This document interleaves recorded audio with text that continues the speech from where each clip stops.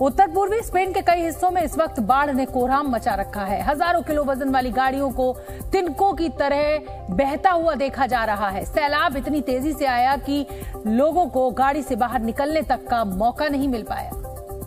आसमान से बरसी आफत का सबसे ज्यादा कहर स्पेन के सारागोसा में बरपा है, जहां लगातार बारिश ने नदियों को ऐसा उफान दिया कि वो सड़कों पर उतर आई। और इसके बाद जो तस्वीर सामने आई वो सबसे खतरनाक थी। ऐसा लगा मानो सारागोसा की सड़कों पर जमीन से पानी फूट पड़ा हो। बहाव इतना तेज था कि सड़क के किनारे खड़ी गाड़ियां पानी में पत्तों की तरह तैरने लगी और देखते ही देखते वहां कतार सी लग गई।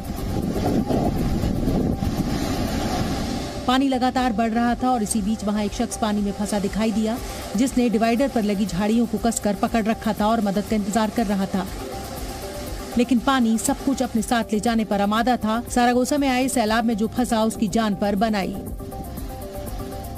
स्पेन के सारागोसा में किसी को अंदाजा भी नहीं था कि बारिश ऐसी तबाही लेकर आएगी जिसमें जान बचाना भारी पड़ जाएगा। सैलाब की हाहाकारी रफ्तार के बीच दिल दहला देने वाली एक तस्वीर दिखी, जो बाढ़ की विनाशलीला की गवाही दे रही है। स्पेन के सारागोसा की एक तस्वीर और भी थी, जिसमें एक लाल रंग की कार तेज बहाव में फंसी हुई नजर आई, जिसमें एक महिला सवार थी। सड़कों पर अचानक आई बाढ़ में कई गाड़ियां फंस गईं। खतरा ये था कि ज्यादातर गाड़ियों में लोग सवार थे, जिनमें एक ये महिला भी थी जो बढ़ते पानी को देखकर किसी तरह अपनी कार की छत पर आ गई। सड़क के दूसरी तरफ एक फायर फाइटर भी मौजूद था, जो महिला को वहीं डटे रहने का इशारा कर रहा था। पानी का बहाव इतना तेज था कि उसे पार करना अपनी जान जोखिम में डालने जैसा था। ऐसे में पैदल वहां तक नहीं पहुंचा जा सकता था। इसके बाद रेस्क्यू के लिए फायर फाइटर्स की गाड़ी को बुलाया गया। सैलाब के बीच फायर ब्रिगेड की गाड़ी पानी में फंसी उस महिला तक पहुंची। फायर फाइटर्स ने गाड़ी की दूसरी तरफ से निकलकर उस महिला को बचाया। इसी दौरान वहां एक और कार पर फंसे शख्स को भी रेस्क्यू किया गया। स्पेन के एक हिस्से में सूखे का असर है और एक में सैलाब का कहर। मई के महीने तक स्पेन में अनुमान से 28% कम बारिश हुई थी, लेकिन जून से जुलाई तक आसमान से ऐसी आफत बरसी जिसने स्पेन के उत्तर पूर्वी हिस्से में बाढ़ ला दी। सारागोसा में बारिश के बाद जो हालात बने हैं वो डराने वाले हैं। पानी का बहाव इतना तेज है कि उसमें फंसी जिंदगियों को कभी भी निकल जाए। ऐसे में लोग बाढ़ के बीच किसी तरह अपनी जान बचाने की कोशिश करते दिखाई दिए। लोग सैलाब में फंसी गाड़ियों के ऊपर खड़े थे ताकि उन्हें बचाया जा सके।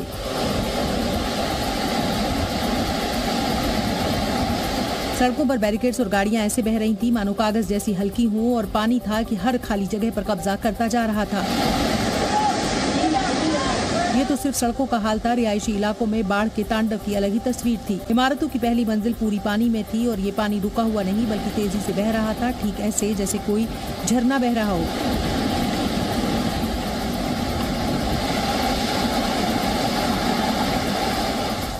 यहाँ तक कि छतें भी लबालब थी। बारिश के बाद नदी नाले उफान पर आ गए और पानी को जहाँ रास्ता मिला वो सैलाब बनकर तबाही मचाने लगा। कुल मिलाकर सारागोसा में ऐसी कोई जगह नहीं थी जहाँ पानी का डेरा ना हो। ये उसी स्पेन की तस्वीरें हैं जहां सूखे की वजह से पानी के स्रोत सूखने लगे थे और उनके इस्तेमाल पर सख्त नियम बन गए थे, लेकिन अब वहीं पानी स्पेन के कई इलाकों में कोहराम मचा रहा है। भारी बारिश ने सरगोसा शहर को जैसे टापू में तब्दील कर दिया। वहां से जो तस्वीरें सामने आई उनमें हर तरफ पानी और उस सैलाब में जूझते लोग नजर आए।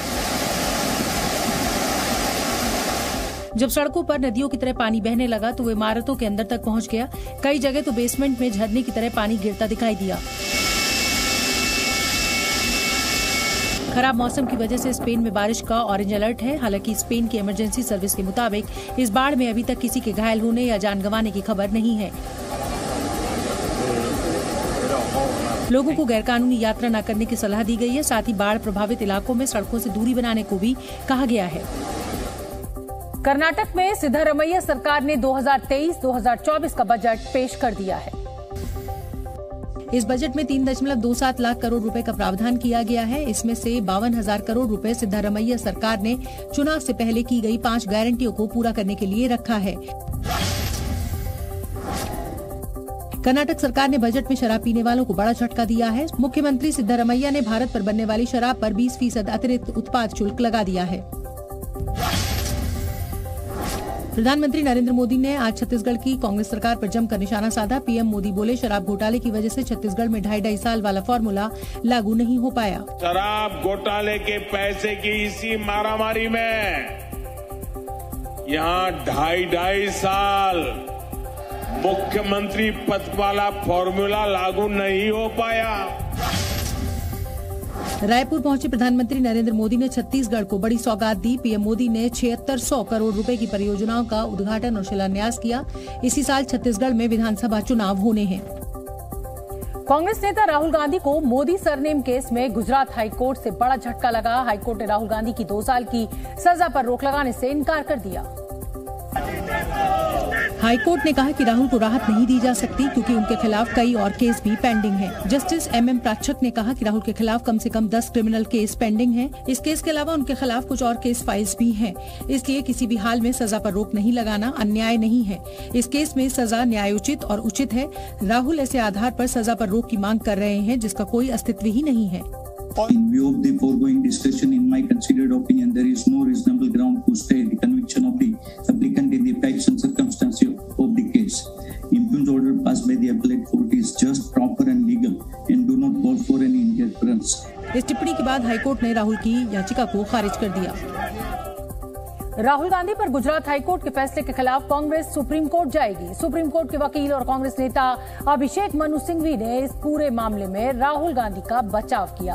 उन्होंने सुप्रीम कोर्ट से न्याय मिलने की उम्मीद भी जताई। हमें विश्वास है अंत में कि न्यायपालिका सत्य का ही साथ देगी। अहंकारी सत्ता को अंत में एक कड़ा जवाब मिलेगा हमारे अंतिम निर्णय से, जिसकी तरफ हम अग्रसर होंगे अब उच्चतम न्यायालय में। गुजरात हाईकोर्ट का फैसला आते ही देश के कई हिस्सों में कांग्रेस कार्यकर्ताओं ने प्रदर्शन शुरू कर दिया, जिसकी शुरुआत अहमदाबाद से हुई। जहां कांग्रेस कार्यकर्ता सड़कों पर उतर आए। इस दौरान उनके हाथों में प्ले कार्ड थे जिनमें राहुल का हाथ लोकशाही के साथ और डरो मत जैसे नारे लिखे हुए थे। इस दौरान कांग्रेस नेताओं ने उम्मीद जताई कि सुप्रीम कोर्ट से राहुल को न्याय मिलेगा। राहुल गांधी जी के केस में तो कुछ दम ही नहीं है, कुछ ने कुछ गलत किया ही नहीं। मुझे पूरा विश्वास है वहाँ से न्याय मिलेगा। राहुल के खिलाफ आए फैसले की खबर मिलते ही दिल्ली में कांग्रेस मुख्यालय में भी कार्यकर्ता जुटने शुरू हो गए। यहाँ पर कार्यकर्ताओं ने नारेबाजी करके राहुल के प्रति समर्थन जताया। राहुल गांधी की आवाज को आप दबा नहीं सकते। ये राजनीतिक मामला है और राजनीतिक मामले में सरकार जितने प्रयास करना चाहती है कर ले। सच्चाई को आप जितना दबाओगे सच्चाई उतनी ताकत से उभर के देश के सामने आएगी। जयपुर में भी बड़ी संख्या में कांग्रेस कार्यकर्ता सड़कों पर उतरे। इस दौरान कांग्रेस नेताओं ने आरोप लगाया कि बीजेपी देश को कमजोर करने की कोशिश कर रही है। बीजेपी जो षड्यंत्र कर रही है वो देश के खिलाफ है षड्यंत्र। जनता को, लोकतंत्र को कमजोर करने की साजिश है। देश को समझना पड़ेगा। चेन्नई में भी कांग्रेस कार्यकर्ताओं ने सड़क पर उतरकर प्रदर्शन किया और केंद्र सरकार के खिलाफ नारेबाजी की। Zee News।